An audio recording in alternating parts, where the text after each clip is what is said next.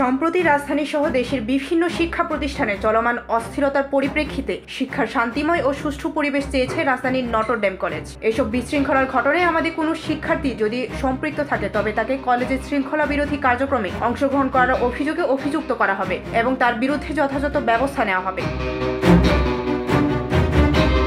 সোমবার কলেজের অধ্যক্ষ ডক্টর ফাদার হেমন্ত পিউস রোজারিও স্বাক্ষরিত এক প্রেস বিজ্ঞপ্তিতে এই আহ্বান জানিয়েছেন। আমরা নটর ডেম পরিবার দেশজুড়ে শিক্ষা প্রতিষ্ঠানে চলমান অস্থিরতা, বিশৃঙ্খলা এবং হামলা প্রতি হামলার ঘটনার জন্য গভীর উদ্বেগ ও দুঃখ প্রকাশ করছি। আমরা একটি সুন্দর ও শান্তিপূর্ণ শিক্ষার পরিবেশ কামনা করি, যেখানে আমাদের শিক্ষার্থীরা নির্বিঘ্নে সুষ্ঠুভাবে শিক্ষা গ্রহণ করতে পারবে।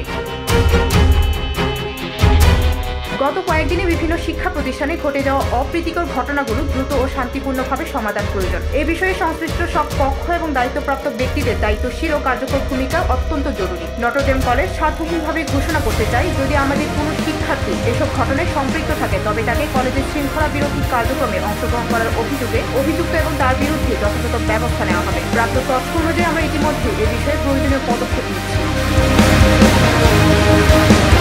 হিংসা, রক্তপাত এবং ভাঙচুর কোনো সমস্যার সমাধান হতে পারে না। শিক্ষার্থীরা কেউ কারো প্রতিপক্ষ নয়, বরং পরস্পরের বন্ধু। তাই আমরা সবাইকে আহ্বান জানাই, আসুন আমরা সবাই শান্ত থাকি এবং সবার প্রতি সহযোগিতার হাত প্রসারিত করে শিক্ষার সুস্থ পরিবেশ বজায় রাখি। ডেস্ক রিপোর্ট, ভোরের পাতা।